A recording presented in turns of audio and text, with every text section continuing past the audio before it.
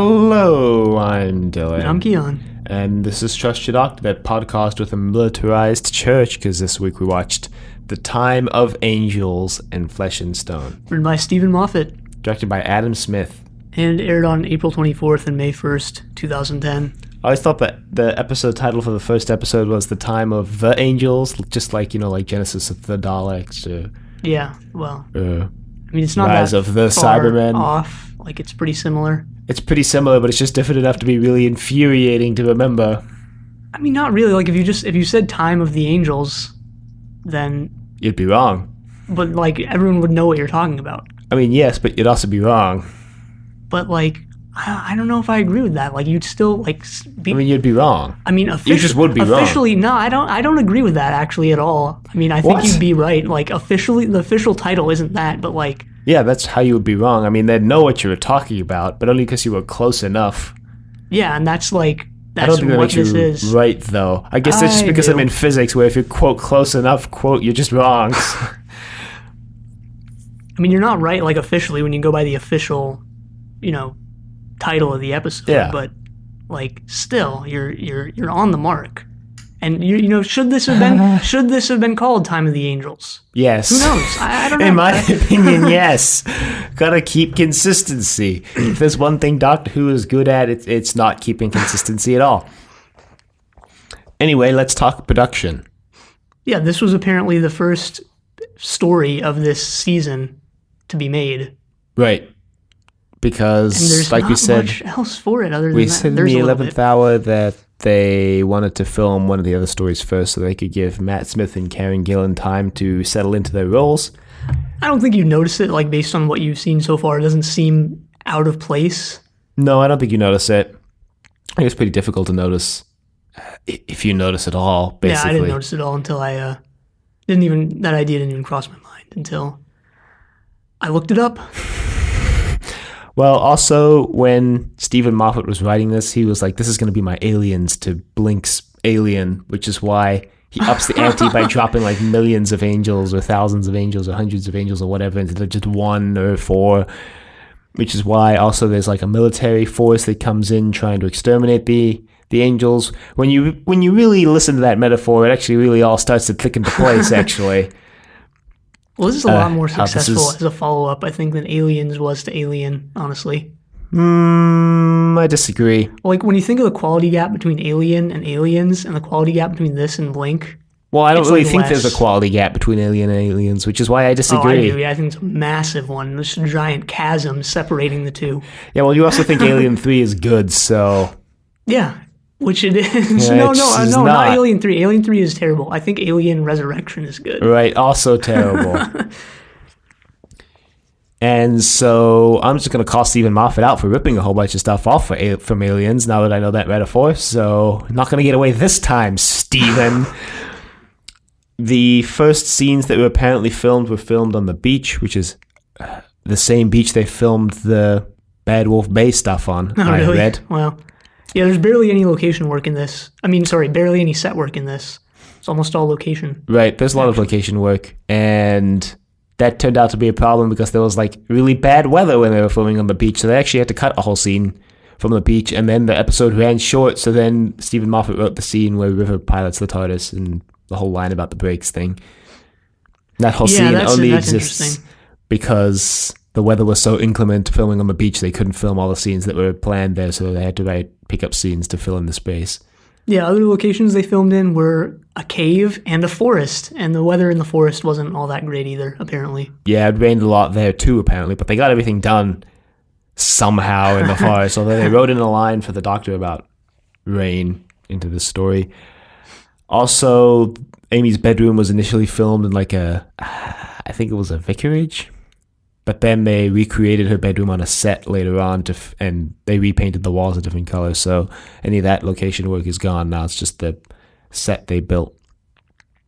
I found out that the new TARDIS set was actually built in the room next to the old TARDIS set, in a room that apparently used to be used for like the Torchwood main center, and then they replaced it with this TARDIS console room. And the reason why they kept the old console room is because of Neil Gaiman's story next season, The Doctor's Wife, which was originally planned for this season, but got pushed back because he hadn't finished it yet. I'm guessing that has something to do with River Song as well. No. Well, I'm just going to thanks for spoil it for spoiling you. it. But no.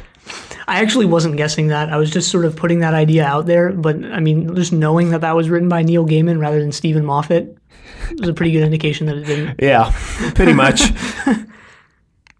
And the final scenes filmed with all the scenes in the TARDIS, all the set work in the TARDIS, I believe, filmed in later August, early September, as well as all the pickup scenes in the TARDIS. And then that completed filming, which surprisingly went pretty much without a hitch this week. Yeah, there weren't many, weather on the beach. Crazy behind the scenes stories or anything. It was just the first one they sort of made and just kept going from there. Well, I do want to say stopped. Stephen Moffat was like, I don't want to bring back any old villains. And then he was Except like, the ones except the ones I created. Which is, Well, he is. he didn't word it like that, but he was like, I want to bring back the angels, though, because they're cool. Well, I mean, that they are. Like, you have to hand it to Stephen Moffat. And just the concept of the angels in general, they're the most memorable villains of New Who so far. Right. But also, there's this thing where, like, you're bringing back the Silurians this season. Like, you are bringing back old villains. You're bringing back the freaking Daleks and the Cybermen. I think. Wait till the finale. Wait till the finale of back. this. Wait till the finale of this season. Just wait.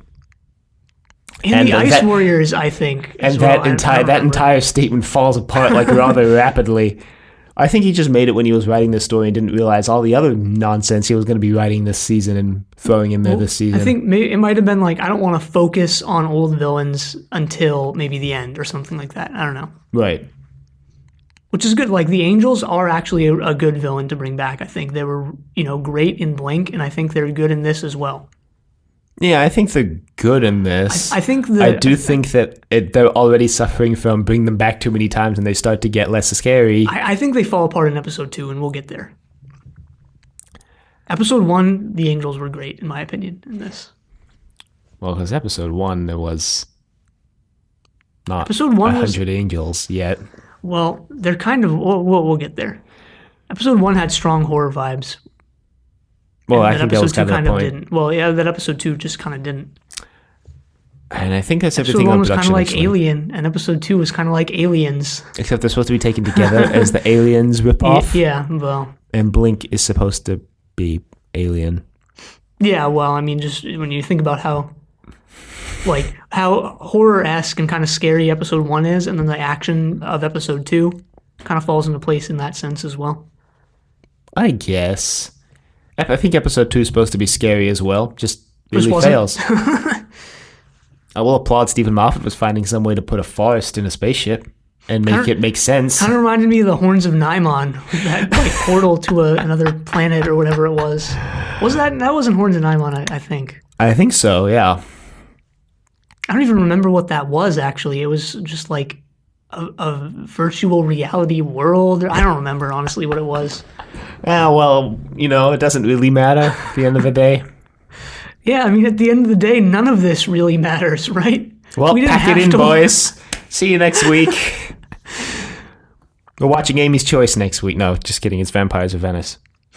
Now that looks like a cool story, just based on the preview and the title. And the fact that Rory finally joins the TARDIS. Yeah, that looks kind of like a detractor, honestly, but hey. Now, Rory is like Mickey. In the first couple stories, kind of sucks. But by the end, you're going to be like, yeah, Rory. Anyway. Well, that's interesting, because so far I think Amy, regardless of the final maybe 5 minutes of this story, I think Amy is my favorite companion in the new series so far. The final 5 minutes where she tries to sleep with the dog. Okay, we're going to get there. The story begins with the Doctor in a museum. And also, at the same time, parallel with a parallel story. 12,000 years ago. Yeah, there's a parallel story of this woman who we don't know who she is yet, busting through a door. If you know River Song is in this, you basically know this is River Song If you know she's in this. If you don't know she's in this, then you don't know who it is. Oh, also, Stephen Moffat took a throwaway line from South Library Force of the Dead, where River mentions the crash of the Byzantium and was like, that'll be the basis for this story. So yeah, that's nice. That's pretty clever. Anyway, turns out it's River Song, and she carves some graffiti into it's called a home box. And the Doctor says that a home box is like an airplane black box, but when the ship crashes, it's also designed to fly home, wherever home may be. We don't know what an airplane black box is. It's basically this little... It's actually not necessarily black anymore, but it's just basically nigh on indestructible. It's designed to survive basically any crash that a plane could go through. It typically records flight data like altitude, power output, and things like that, as well as the cockpit voice recorder, which records voice, not only what the pilot and the co-pilot say, but also any radio transmissions that are incoming into the ship. It's designed to help them figure out why the plane crashed when the plane crashes. All right, thanks for that trivia. There you go. I know a lot about plane crashes, so I know a lot about black boxes. Just won the last week, locally. Yeah, there was, actually. And I know someone who was like in that shopping center when that happened. Yeah, I was actually going to be near there, but then we decided not to go, thankfully. Yeah, I know someone who was near there when it happened, and they were like, I didn't even hear it happen. You'd expect to hear something like that, but then I saw on the news there was a plane crash outside. Anyway. Yeah, that's interesting. The one car crash I ever witnessed, I didn't hear. And I was, right there in the same intersection as it. Weird. I've heard car crashes before from my house. There's been many at the When- intersection near my house, like multiple over the past year. Weirdly, actually. Anyway, back to the story. The Doctor hooks the home box up to the TARDIS, and he sees this footage, and it's River Song, and she lists off these coordinates. Right. The Doctor's like, oh, the coordinates. Amy's like, what are coordinates? Well, not what I are don't think she coordinates. What are says, they? What are those I think coordinates? She's just like, what's going on? What are we doing? Can you explain anything? And the 11th Doctor so far has been the worst at explaining what's going on to his companions. The Doctor's never been good at that. The 11th I don't Doctor know if is the he's biggest offender. the worst. He rivals like the 6th Doctor in this aspect. I remember Twin Dilemma where the 6th Doctor spent the whole story just not explaining to anyone what was going on, including Perry. Yeah, he is kind of 6th Doctor-esque in the sense that he's like, shut up, Amy, just go wait in the TARDIS. I don't want to tell you anything. You shouldn't even be here. Yeah, when they land, he's just like a dick to Amy. He's like, you should just go wait in the TARDIS. She's like, but I can help. And he's like, no. And that's very true. Amy is one of the most capable companions, I think. That is true. So far, at least.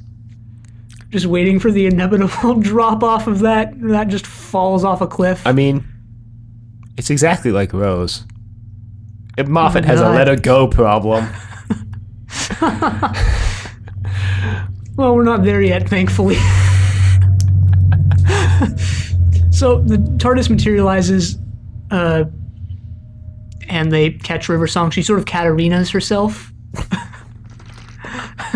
Except she knows she's going to get caught. Didn't we actually joke about this, months ago, where Katarina, just the Doctor catching Katarina as she falls out of the airlock or whatever it is, I think so. materializing the TARDIS around her? Yeah, I think we did. That's exactly what happens here.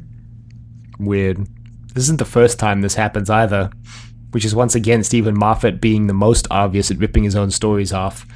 Maybe since Stephen Moffat is so interested in putting time travel in the show, he's time traveled, listened to this podcast, and put our ideas into the show. No, somehow I doubt it. What if the entirety of Doctor Who was created by people listening to podcasts from the future and just piecing together... So Doctor Who's a bootstrap paradox. just piecing together what all the stories are based on what people say. Right. Because that makes sense. You never know. You never know. I It can be like I can be pretty sure. 99.9 I can be pretty sure. repeating 9% sure, but it's an interesting idea.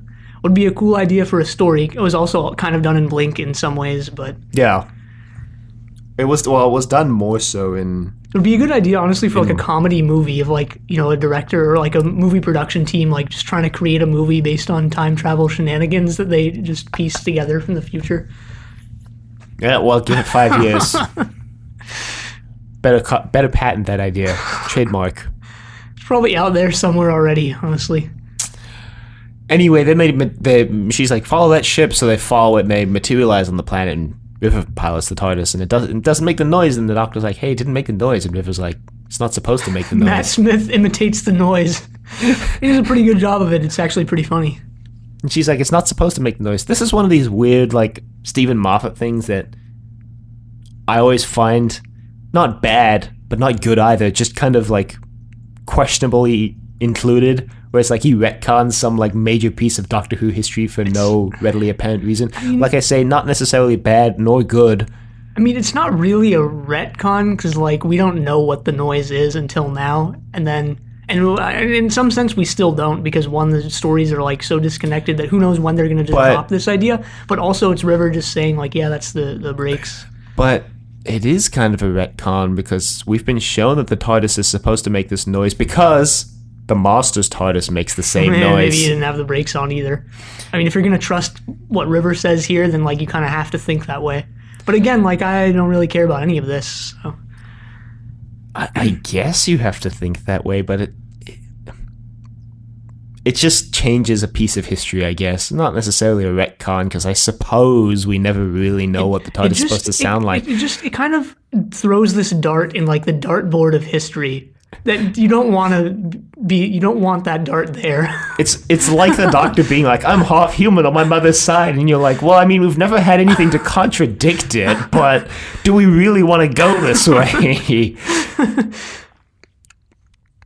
And in my opinion, no. But, I'm pretty sure, I would bet, like, a small amount of money that this isn't really brought up again. Yeah, you would win that bet. Because, like I said, it's just one of those Stephen Moffat things that's just included. It's just there. It's Stephen Moffat trying to make his mark on Doctor Who history somehow.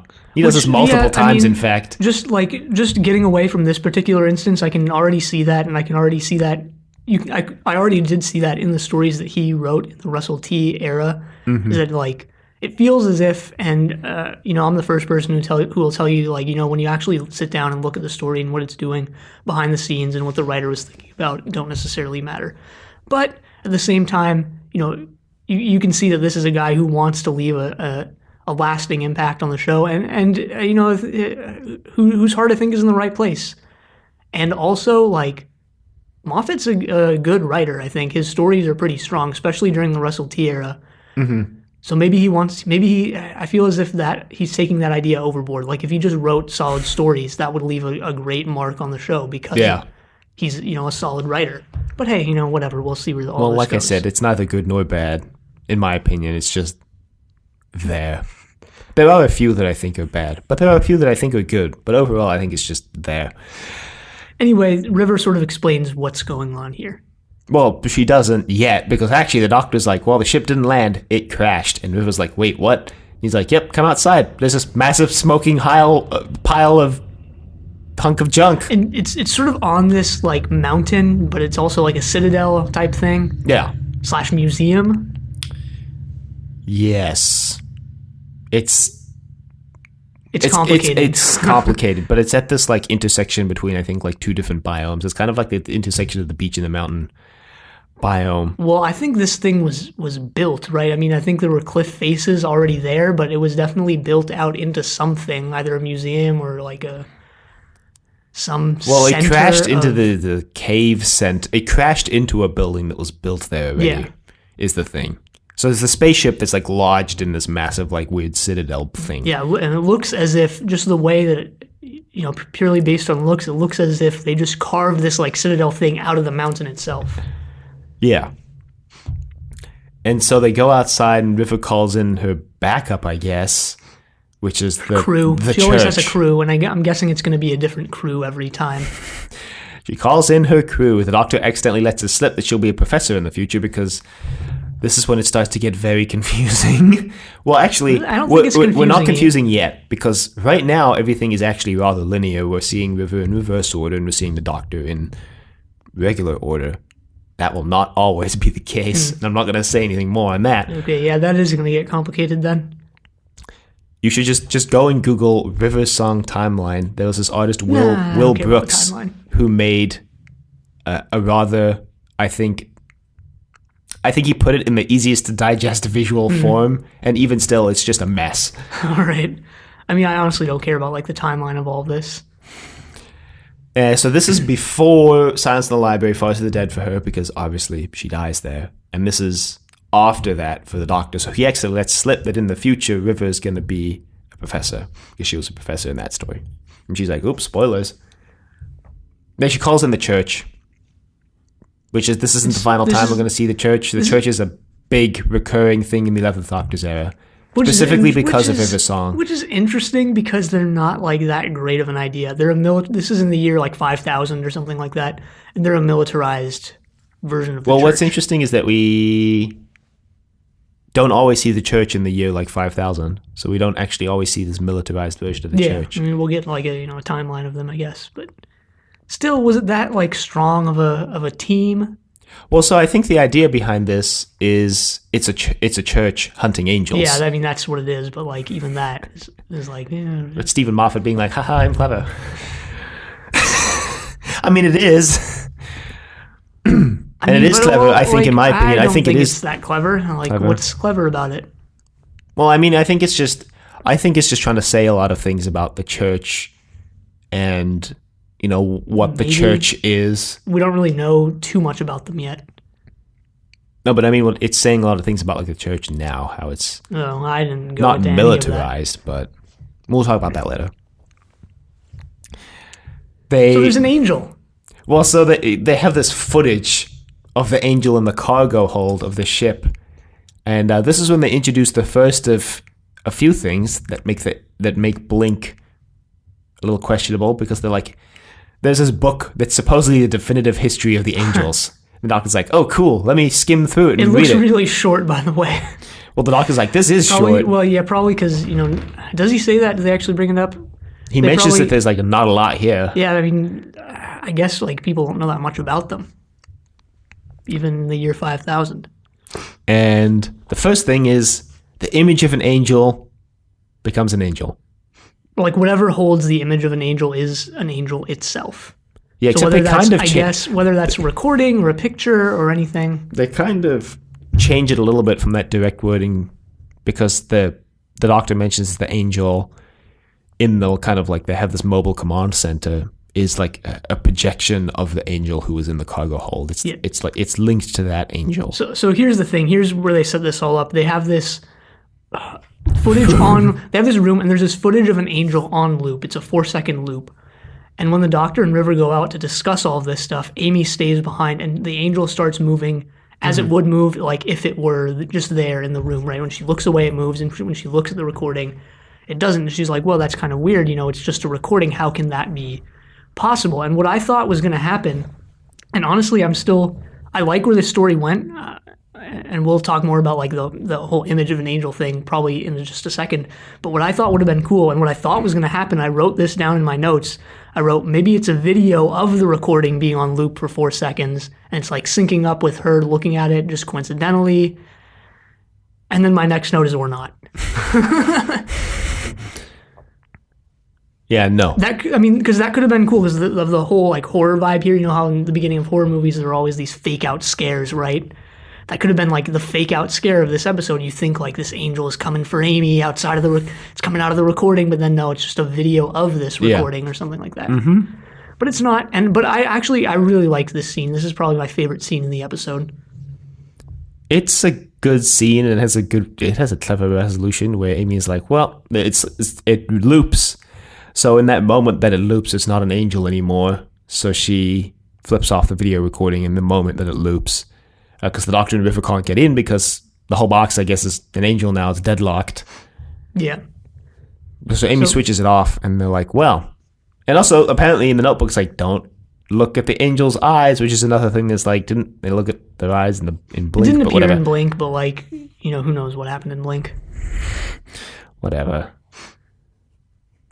Yeah, I guess we'll just maybe touch on at the end, like the changes here to the angels, the quote-unquote reveals about them and what they changed from Blink and what's different and what's the same and how. Well, I definitely think the image of an angel becoming an angel is a retcon. Well, we can talk about that at the end. We'll talk about that later, but there are pictures of the angels in Blink, so...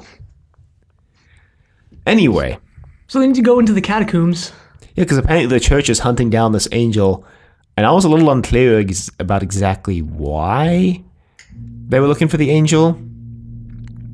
But They were. I didn't honestly. I didn't get the sort of backstory of this. I think, and it didn't bother me. But I think they were like transporting the angel, and then they crashed right. So the angel is like now. Well, it wasn't the loose here church or that was something. transporting the angel. It was some other Oh yeah, it was group. And the church was like looking for the angel, but I didn't know why. At some point in episode take 2, him out, I guess.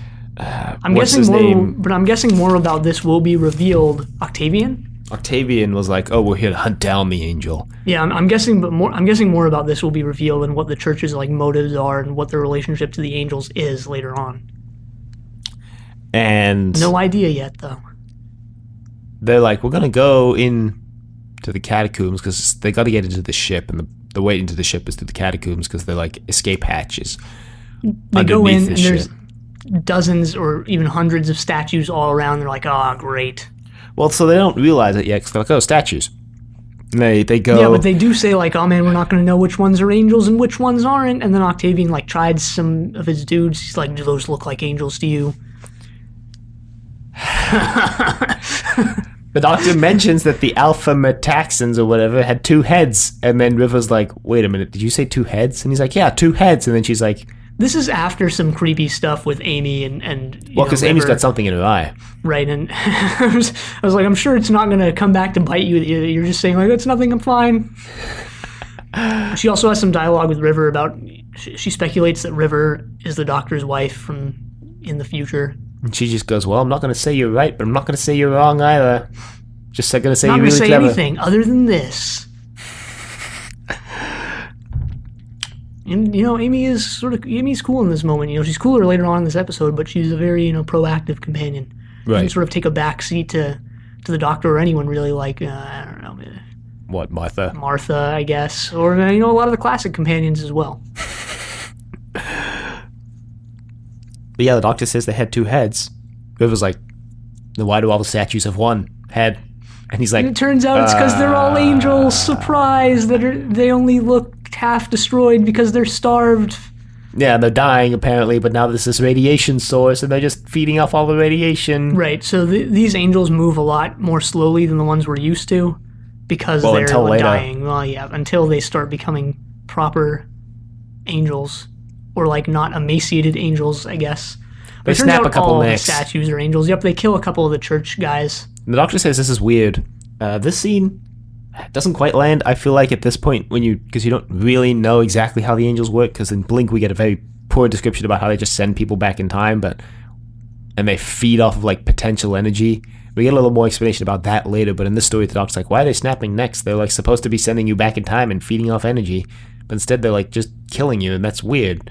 He couldn't figure out. In this story, you can't figure out why until later when it's revealed that the reason why they're just snapping necks is because they're feeding off the crack in time.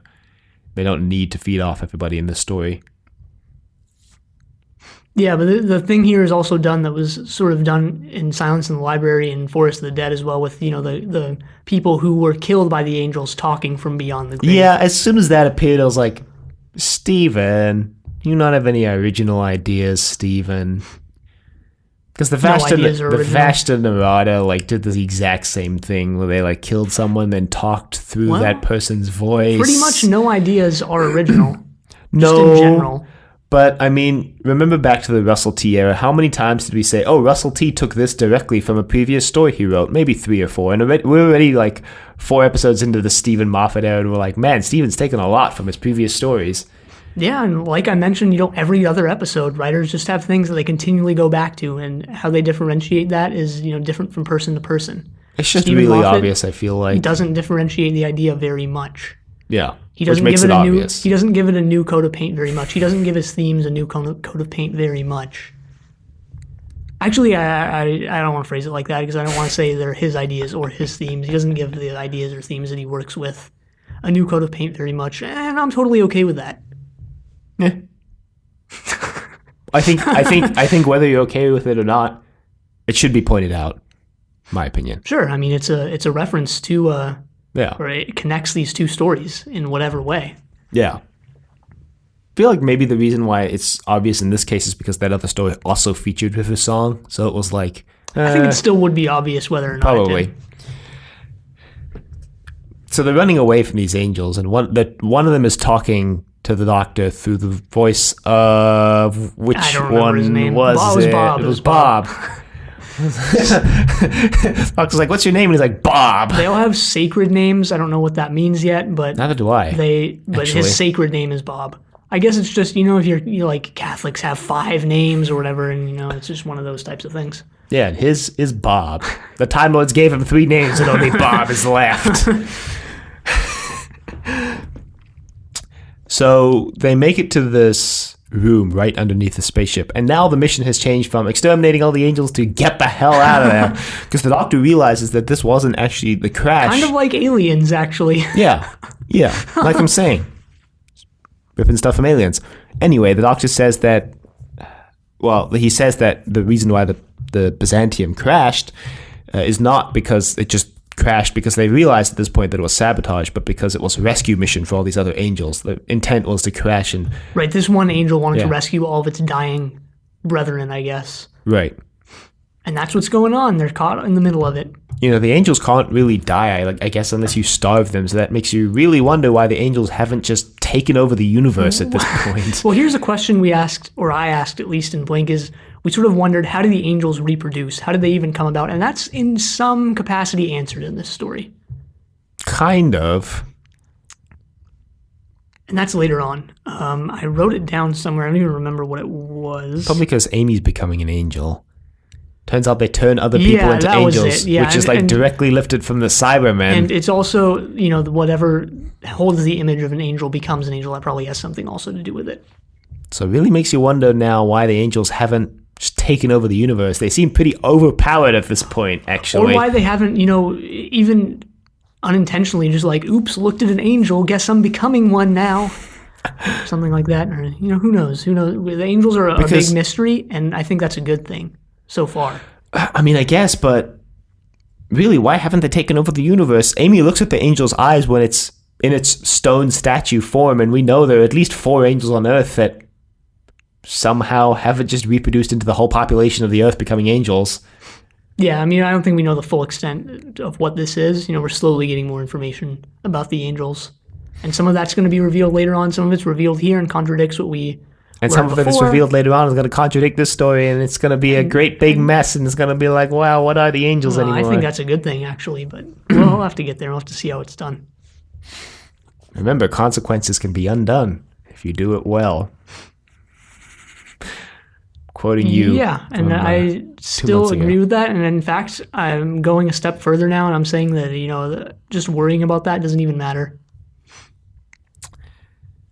The Doctor comes up with this genius plan to get into the spaceship, but he doesn't tell anyone what it is. He just tells them all to jump at his signal, and they're like, what? Bob actually calls him on the communicator and taunts him. The Doctor has this I am the Doctor style line where he's like, there's no one thing you never put into a trap. This line was really cheesy. This line was really cheesy. So they jump, but this is the cliffhanger. And I actually liked this cliffhanger. Well, the cliffhanger is when the Doctor shoots the light ball, which is a big cliffhanger. You're like, oh, well, the angels are going to get him now. And also, what is his plan, right? Right. But it turns out it's just to jump and get pulled into the gravity of the ship. Right. Wow. Such thrill. I thought it was cool because of how they did it. They were like, what are we looking at? Where are we? And then, the whole screen flips upside down and they're on the ship. It was just underwhelming because we didn't see them flying up there. It wasn't the greatest thing in the world. Don't get me wrong, but it wasn't I didn't call it out as something bad. Well, so they break into the ship now, and the aliens are chasing after them, and this is when the whole tone of the story changes a little bit. Yeah, well, like I said, Stephen rips a lot from Aliens in the story. Because now we get the angel and I don't know. We get the confined hallway scene where they're like, oh shoot, they're coming for us. Just fire down the corridor. You know what they should do is they should have how after a while they introduced another tier of the Daleks? They should have the Archangels or something like that. Oh my god. And have them be the angel commanders or whatever. Because right now everything seems pretty democratized. It's every angel for themselves, but they're also a collective. Yeah, but I like that about the Angels. It makes them unique because every other alien's like the Cybermen is the Cyber Planner and the Cyber King and the Cyber Supreme. A Cyber Blank, and just fill in the blank. There's probably a cyber version of it. And the Daleks are like there's the Supreme Dalek and the Command Dalek and the Special Weapons Dalek from Remembrance of the Daleks from that we mentioned last week. I forgot how freaking crazy that thing looked. That's honestly a more egregious redesign than the new Dalek. Which is probably why that has also never appeared again. But I guess like people didn't care enough about Doctor Who in the mid 80s to even throw a fit about that. Well, I'm sure there was someone writing an angry letter to the BBC like, I am appalled at your redesign of the Daleks. I am absolutely disgusted by what you have done to the Daleks, and I refuse to be watching this television program anymore. And the BBC just shredded the letter because they're like, man, one fan doesn't matter. No one's watching this show anymore. No one watches this show anymore. They forwarded it to JNT, and he was like, see, you should fire me. The BBC was like, he's like, release me from my chains. Back in the basement. Free me. All of JNT's era. The reason why the show sucked is because JNT intentionally tanked it to try and get fired. Doctor Who conspiracy theories. The Doctor... To some extent, that's actually true. I mean, there's interviews and stuff with him. He's like, yeah, I just didn't care anymore. And people who worked on the show who were like, yeah, overall, we just had this uncaring attitude. Andrew Cartmel tried bloody hard to save the show at the end there, though. I want to give him a round of applause for trying real hard there. All right, and an got audio so far. and a round of applause. We're not actually clapping. I'm not going to clap. Got so far and tried so hard. But in the end, it didn't really matter. The Doctor comes up with this plan to open up this door, but in order to do so, he has to reroute all power in the ship to the door, including the lights. And they're like, great. So they turn out the lights, and they all start firing. I liked this scene. I thought it was good, because we haven't really had anything like this before. You know, if the whole episode turns into just shoot at the angels when it's dark and stuff like that, and it would have sort of fell flat. But I liked it for what it was. I liked it. It works out okay because the bullets create some amount of light which allows them to see the angels and at least slow their progress. And then the door opens and they all bust through and they're on the bridge of the spaceship. The angels are coming through and they only have a few minutes to figure out what to do. Well, they magnetize the doors, which gives them a couple more minutes. Right, and the Doctor eventually figures out that they're going to open this huge hatch type thing. Right. And they do, and there's a forest behind it. Yeah. Which this is cool. I really like this. I know when I watched the preview for The Time of Angels, I was like, oh man, I was really excited to watch episode 2, and I did watch these in a row because of the location change. Mm-hmm. And I think that was a great decision. It's very Keys of Marinus. It is, and I think episode 2, I would have liked Flesh and Stone less than I already kind of did if there wasn't this forest, that just sort of came out of nowhere, really. Yeah, I mean, like I said at the start, I was going to applaud Stephen Moffat for finding a way to put a forest on a spaceship and have it make sense. I mean, it does make sense. It's the oxygen factory. Makes sense. But if you just show up this forest, you're like, why is this spaceship transporting a forest? This was also, in some sense, similar to the terraforming thing in, what was that story, The Doctor's Daughter. It also reminds me of the spaceship in the Monoids. The one with the Monoids, which is called the Ark.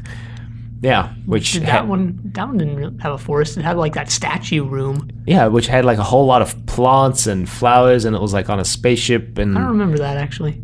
Are you sure you're not confusing that with when they go down to the planet and there's a huge flower field? Nope.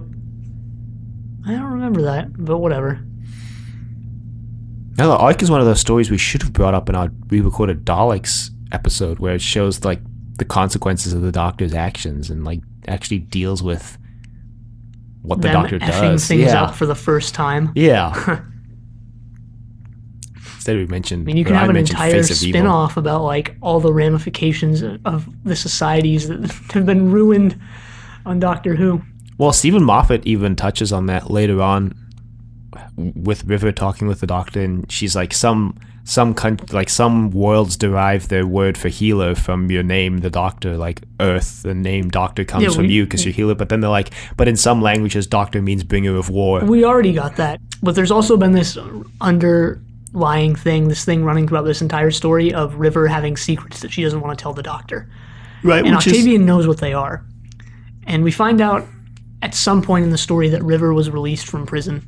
Well, she's quote, on parole, quote. She's trying to earn her pardon on this mission. Right. This mission is her earning her pardon. And we also, I'm just going to bring it up now because I'm going to forget if we don't, that we also learned that River killed someone. And she says, oh, I killed a good man, and I'm pretty sure it's the doctor. Like, it's pretty telegraphed that that's what it is. It's not... Especially since, yeah. It's not subtle at all, and it's really not fine. Trying to be hidden either, which is fine. But yeah.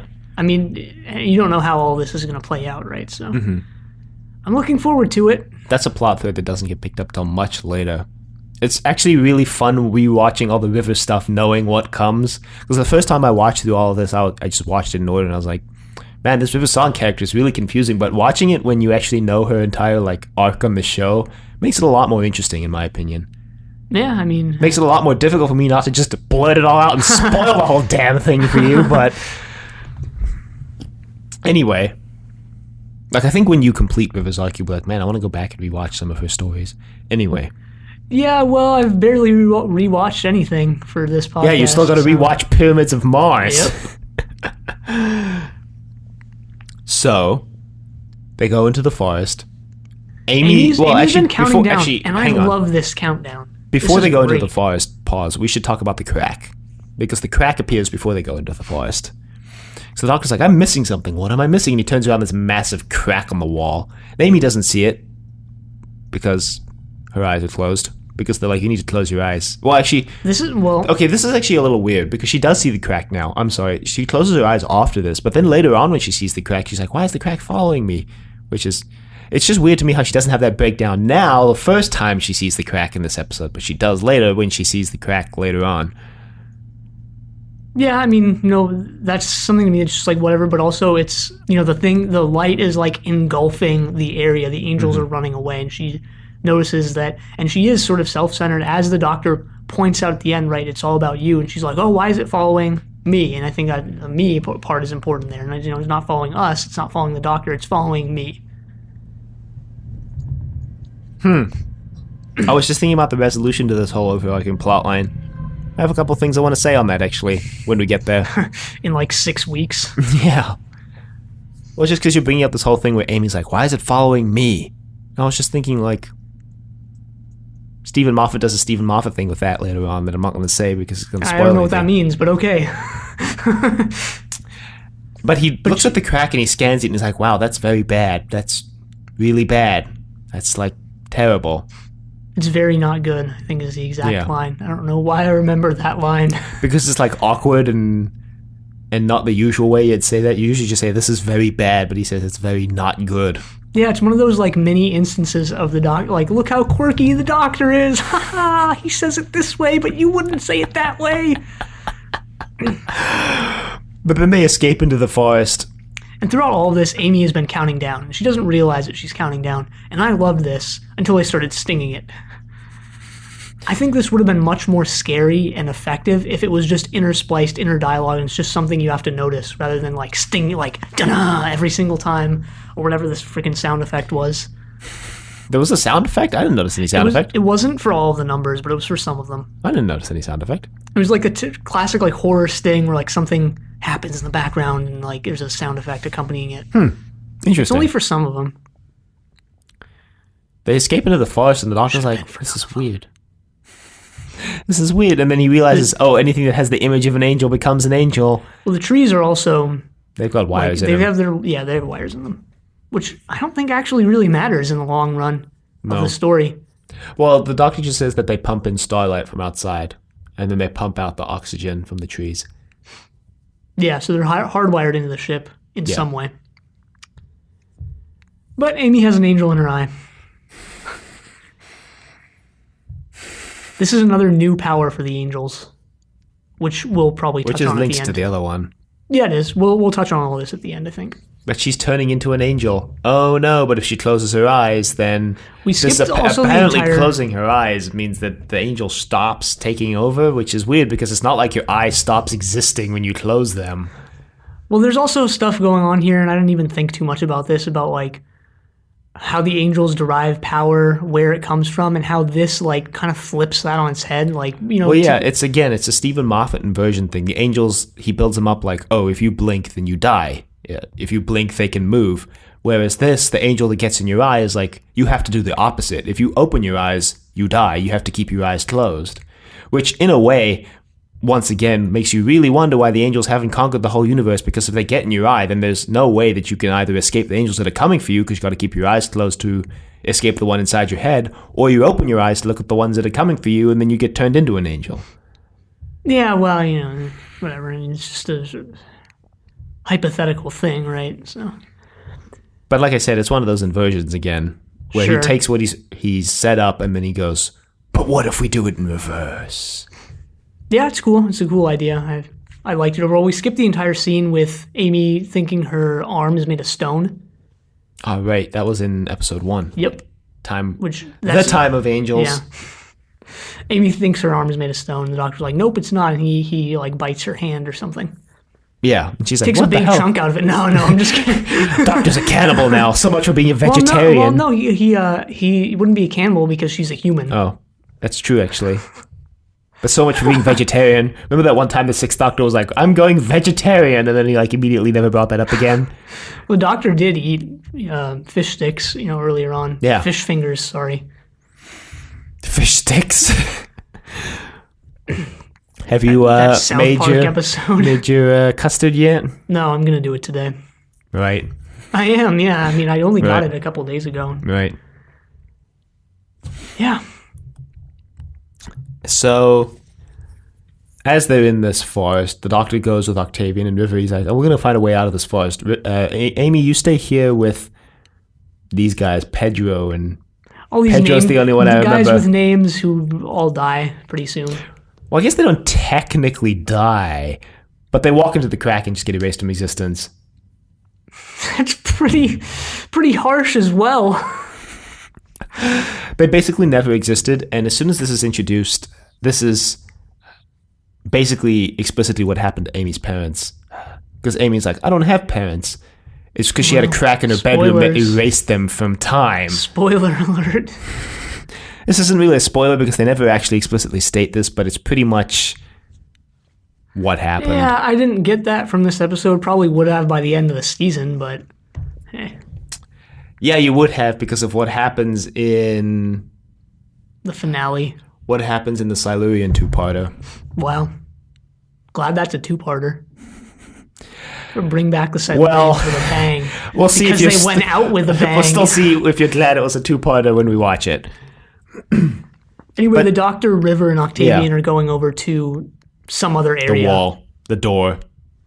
And Amy is now left alone because everybody else wanders into the crack, and she has opened her eyes at this point to see the crack, and she has a little bit of a mini breakdown. She's like, "Why is the crack following me? Why is it Right. following me?" But then they go into the crack. The guy with her is like, "What?" She mentions how if he goes in following them, he's going to turn out like them. And he's like, "What? What are you talking about? It's only been me and you for the entire time." Yeah. The Doctor mentions later on in this story, which I'm going to bring up now because I'm not going to forget it, but he says that because Amy's a time traveler now, her memory and how time works around her works differently now, which is why she can remember them. Which, yeah, that's a nice touch. That's Doctor Who pointing to like this multiplicity of perspectives and how, I don't know, just having multiple perspectives on things via, and it does that, via time travel because it's a time travel show, Right. can give you abilities, insight, power, whatever you want to call it, that other people don't have. Right. So the Doctor basically commands Amy to walk towards them. He's like, you got to walk towards me. And but you got to make it look like you can still see, which apparently fools the angels. right, because all the angels at this point are running away from the crack in time. This is very Aliens again, with them walking through the alien queen's nest. Well, when it's like all slowly. burning and Yes. Sigourney Weaver's torching Yeah. everything. Yeah. And well, Amy- also so- just basically every time that Sigourney Weaver just walks through a corridor very slowly and the alien doesn't see her. Kind of, I guess. scratching my head. I mean, look, I always liked how the alien was just like balled up in the corner and you don't even notice it. And then you just kind of look over and it's just like, sup. So, this apparently fools the angels. River gets the teleport working and teleports Amy up to them. Right. The angels also aren't necessarily paying as much attention to Amy as they would be because they're trying to run away from this crack. Yeah, because the crack is apparently consuming the ship. The angels were trying to feed on the crack. They were feeding time energy on the crack. And the doctor's like, you can't do that. That's pure time energy. You can't do that. But he doesn't explain why you can't do that. He just says you can't do that. Bob over the communicator is like, just watch us, Doctor. Just watch us. And it works out pretty poorly for the angels. Yeah, they pretty much all fall into the crack because of what the Doctor does. The Doctor flips off the gravity on the ship because the ship is at an angle. I know you want to say something, but I just want to explain how this works because the ship's at an angle. So when the Doctor flips off the gravity, which is attaching people to the floor, the gravity of the planet takes over. So everybody falls towards the back of the ship, which is where the crack is. So the angels fall into the crack, and then they don't exist anymore. Anyway, right. That's the setup of what happens. Yeah, I liked all this stuff. I liked Amy having to walk through the angels with her eyes closed and stuff like that. I thought the tension was built up pretty well, and it was all just effective for me. Yeah, I mean, I think overall these are two good episodes. Not great in my opinion, but good. I think this scene is... I think my only problem with the scene is how they immediately, after the scene, which, it's not the fault of the scene, but after the scene, they just hard cut to sitting on a beach, River's in handcuffs, Amy's like, yeah, everything's fine now, and the doctor's like, you didn't have to climb out with your eyes closed, I told you that the angel that was in your eye didn't exist anymore, which is, again, that whole thing that the image of the angel isn't like an angel in of itself, it's like a projection of the angel that created the image. Sure. But this is also like a thing that they have to do time-wise, right? If they want that scene at the end with the Doctor and Amy in Amy's room, then... But I guess the question is, was that scene really necessary? We should mention, I guess, because that scene is important because the Doctor figures out the exact date that the crack was created on, which is the 26th of June. Something like that? Which is the day before my birthday. The 26th of June, 2010, I think. It's chasing you throughout time. It's coming out of the show like the angels are coming out of the screen. The 26th of June, 2010. And the Doctor's like, weird.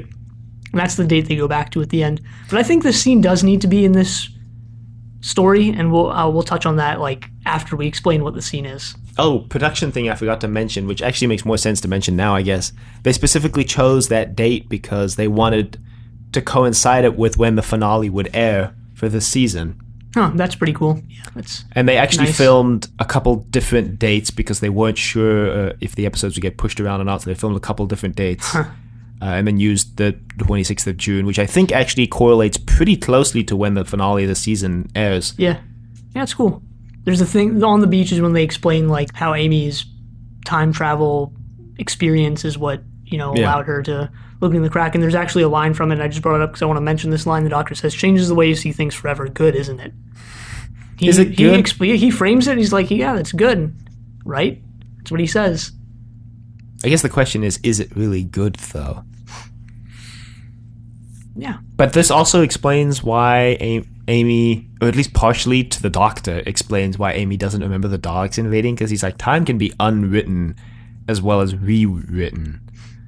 Because he talks about, again, Amy not remembering the Daleks invading Earth and moving Earth and all these planets appearing in the sky. There's also this sense you get in this episode is like the Doctor doesn't even really freaking know what's going on. He's way in over his head as well. Yeah, he's like, why do these cracks keep appearing? Because he thought the crack in Amy's bedroom was just an isolated incident. Because he's like, oh, it's just two pieces of space and time that shouldn't have touched. But here's another one. This is actually only the second crack that the Doctor himself sees, because the other two, the one in the Beast Below, is on the side of the spaceship, which the Doctor doesn't see.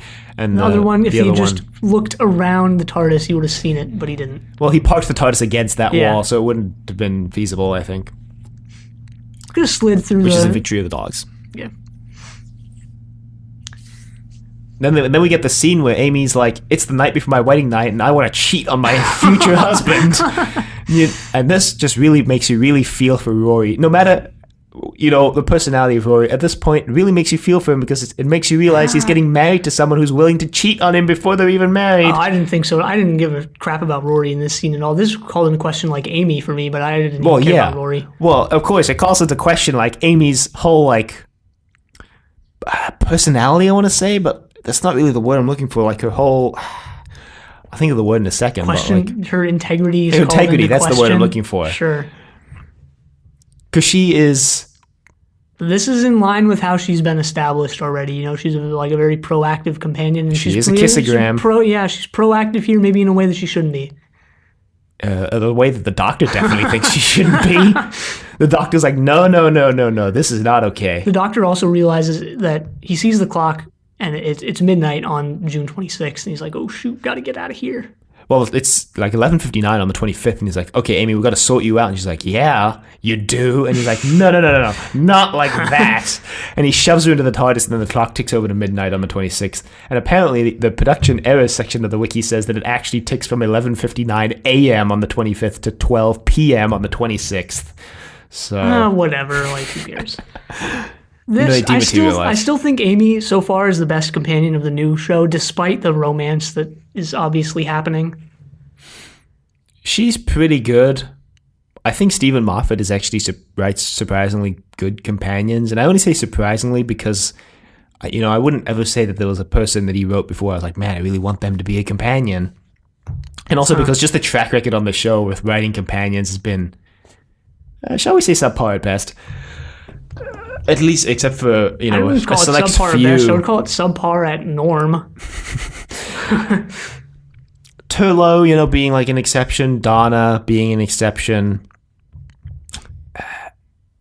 Next, that entire era, like Turlo, Tegan, Nissa, that entire group. That entire group was pretty good. Adric kind of dragged them down a bit. K9, I think, were all good as well. I'm going to spoil the first 5 seconds of the next story. Go ahead. Because I think it's linked to this. But the next story actually opens with the doctor picking up Rory. He's like out drinking with his mates because it's the night before his wedding. And he shows up and he's like, this isn't okay. You need to come sort your wife out. And that's how it starts. And I think, that combined with the doctor's reaction in this, and that's the reason why I'm bringing it up. The doctor being like, no, this isn't okay. And I guess we're getting into the more things we want to talk about. Being like, this isn't okay is a drastic change from the 10th Doctor being like, yeah, I've got a, I guess, smoking hot companion that I'm going to just bone in the TARDIS. When did the 10th Doctor do that? Well, I mean, you could feel it, when he was like, I love you, Rose. And also the fact that he never let Rose go. Sure. I mean... Also the fact that he dropped off a copy of himself. Maybe the way you summarized it, I wouldn't necessarily agree with, but I guess I get where you're going with it. But the 11th Doctor is like, yeah, let's not do that. Really hasn't worked out well for me the previous time, so no. And also I think he actually has some integrity because he's like, hey, Amy, you're getting married. But there's also this thing here, and you touched on this as something that's going to come up again later, is like the doctor even says in this scene, he realizes like, oh, this is all about you, right? This is from your perspective. This is all about you. It is bringing up this idea that Amy is a little bit selfish, or a lot selfish. Yeah. And that's something that gets heavily, heavily touched on in the episode Amy's Choice, which you may be able to guess what the choice is. Yeah, I already know a lot about that episode. But... we're leading up to this thing where... The freaking thumbnail on Amazon for that episode is a massive spoiler if you care about stuff like that. What's the thumbnail? I haven't looked at it. I mean, it's Amy pregnant or something like that? Okay. Not something like that. It is. It's Amy pregnant. That's actually not as big a spoiler as you think it might be. That's all I'm going to say about that. Well, I'll have to get there, which I will in 2 weeks. But... they're just kind of building up this choice, which appears in Amy's Choice and continues throughout the rest of the season, which I think is interesting because I think it also ties into the overarching plot line. I think actually this whole season is actually, when I look back on it and when I look at what's coming up, I think it's a really good, coherent season. And so far, it's actually, I think, talking about the overarching plot line, done it really well. I think if this season keeps up what it has been so far, it's going to be the strongest season of the new series. Yeah, I mean, I think that's definitely possible. I don't remember the quality of the upcoming episodes at all. For some reason, this is... a lot of the 11th Doctor stuff is stuff that I remember really poorly for some reason. Let's see. What else do I want to talk about? I can see this isn't one of the things I put down that I wanted to touch on, but I can see why the 11th Doctor is remembered like really fondly because there's a freaking love triangle, and people eat that garbage up like there's no tomorrow. It's very soap opera-y. It's very final line of every Blake 7 episode. Except the most recent one that we watched. I want to just briefly bring up the Doctor mentions that the museum they're at is the final resting place of the Headless Monks. The Headless Monks are someone we actually Reference meet. to the monk? No, I'm just No, kidding. they're actually someone we actually meet later on in the 11th Doctor's era. We actually meet the Order of the Headless Monks. All right, cool. Once again, Stephen Moffat. You brought this up on the Victory of the Daleks episode, but I think Stephen Moffat is one of the guys who really drives home this thing that Doctor Who's been doing, which is looking both to the future and to the past at the same time. And this Headless Monks thing is definitely Stephen Moffat being like, yeah, remember this because it's gonna come back.